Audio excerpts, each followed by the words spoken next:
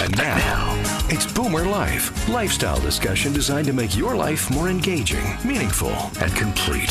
Celebrating the baby boomer generation, this is Boomer Life on CL650.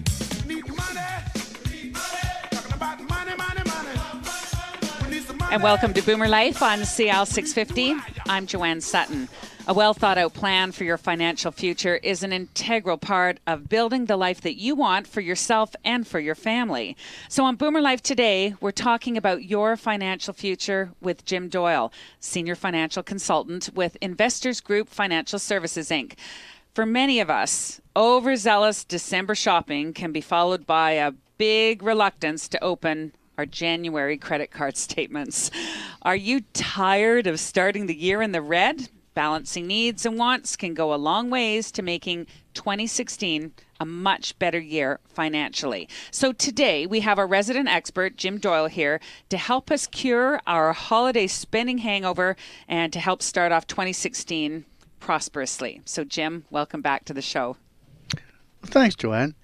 You know, the holiday season can be a great time of wonderful excess, too much eating, too much drinking, too much spending, and of course having a great time doing all of it. Often we don't see the real cost until the January credit bills start coming in, and then we stress about how we're going to pay for them.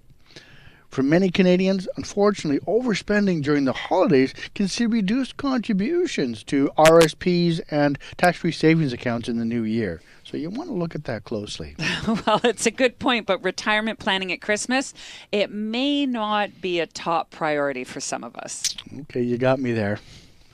It's no secret that Canadian debt levels continue to increase, so it can be prudent to have an awareness of how your spending habits and the choices that you're making are influencing your financial situation.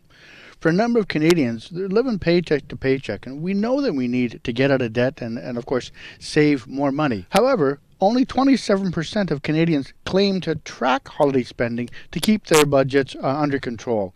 And according to the Consolidated Credit Counseling Services of Canada, 1 in 3 Canadians admit that they purchase gifts that they can't afford. So, Jim, on that note, let's start the conversation today with tips on how to stay within budget. And where do you suggest we start? Well, I borrowed this one from Paige, okay? What I'm going to suggest is that Paige is your faithful assistant. She's wonderful, okay? Now, she's going to suggest, of course, that when you go shopping, make sure that you're well-fed and you're in a good mood, because your willpower will be stronger then. Well, that's sage advice. Great insider information. Basically, it reminds me of the standard line of don't go grocery shopping when you're hungry. I know I find it incredibly difficult sometimes to say no to any great sale. I don't have a lot of willpower. I suggest setting a budget based on what you can afford. The objective, create a sense of finite resources. A Christmas budget isn't just about shopping for great deals. It's about understanding what you have and what you need to do, and of course, what's important to you. Sometimes it's forgotten that gifts are only part of the equation. Remember that you're going to be spending money on things like decorations, the tree, new clothes, perhaps nutcracker tickets, entertaining. Yeah. Plan for a budget to have all of it addressed. Well, this may be old-fashioned advice, but I usually try to make a gift list for everybody in my circle, and I try my hardest just to stick to it. That's a great idea, Joanne. Creating a specific list of who to shop for and what you might like to buy them can help make so some of those random purchases don't end up in your basket. Retailers love the last-minute shopper. This is the person who shows up in the crowded mall several days before Christmas with no idea what to buy. This shopper is likely to spend more, get less value, buy gifts that are a poor fit, and here's the big one, buy things for themselves. That doesn't sound like anybody we know, does it? Well, actually, Jim, I'm not a last-minute shopper, but I always pick up a little bit of something for myself. Like, doesn't everybody when they're out Christmas shopping? I guess they do.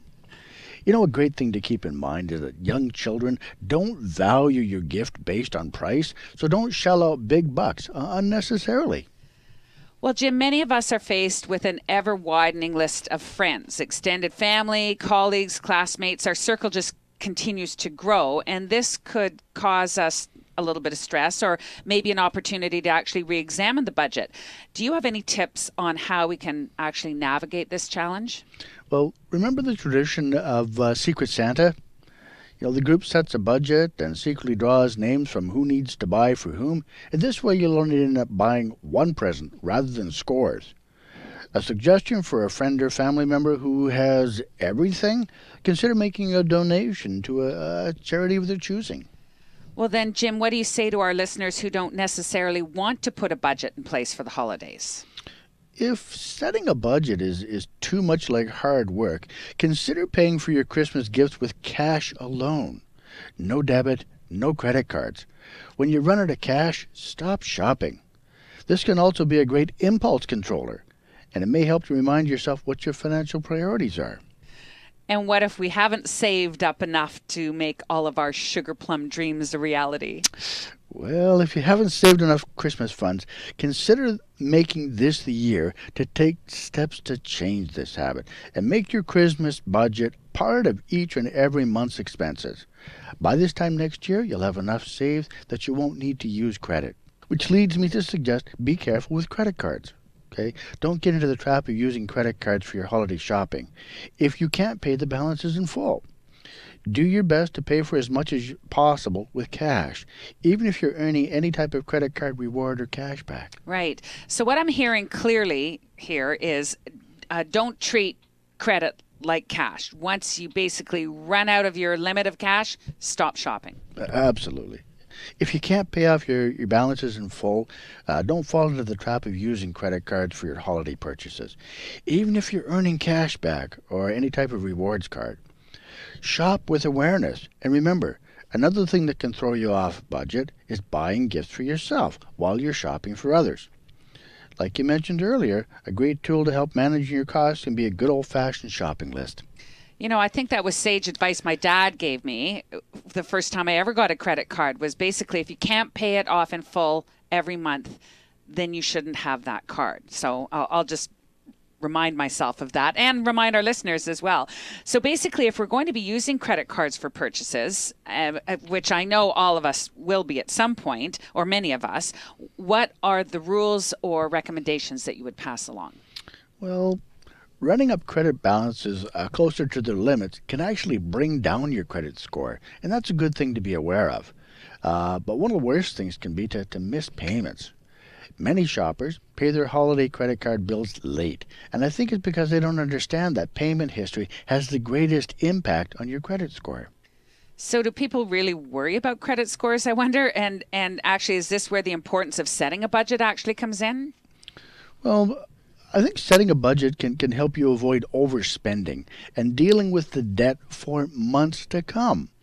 In addition to tracking your spending, it can be helpful to keep an eye on your credit scores to make sure that your spending habits aren't hurting them. So with the holidays quickly approaching, even if we're aware of how to stick to a budget, the same may not be true of our partner or spouse or someone else in the household. Yeah, absolutely. Every couple may face financial challenges from time to time, and I think it's definitely true that holidays are associated with extra spending, and this may put additional financial pressure on a relationship. So, Jim, how does one go about creating a budget together with that spouse when the lines of communication aren't that great? Very little adds more stress to a relationship than debt. The cost of enjoying the holidays can give way to anxiety and stress in January when the bills start arriving. Joseph Grenny, who's the co-author of Crucial Conversations, found in his research that 74% of people struggle to discuss holiday spending with their spouses, with 23% even resorting to hiding price tags. So speak to your spouse early about spending limits and hold each other accountable. A great place to start is with the creation and implementation of a holiday budget. I think we could spend a whole hour conversation about spending and those secrets we keep from our spouses. But when it comes to holiday shopping, I think we all have certain expectations that we don't even realize we have.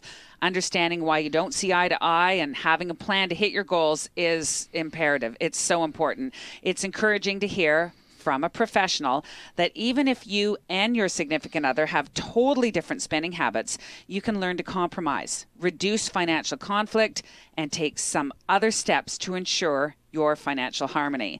You're listening to Boomer Life on CL 650. I'm Joanne Sutton. Today we're speaking with our resident expert, Jim Doyle. Jim is a senior financial consultant with Investors Group, and we're trying to take charge of your holiday budget and letting you know that you can set a wonderful foundation for 2016. To learn more about Jim Doyle and how he helps financially comfortable Canadians, all you have to do is make the call. Here's his number, 604-682-5431.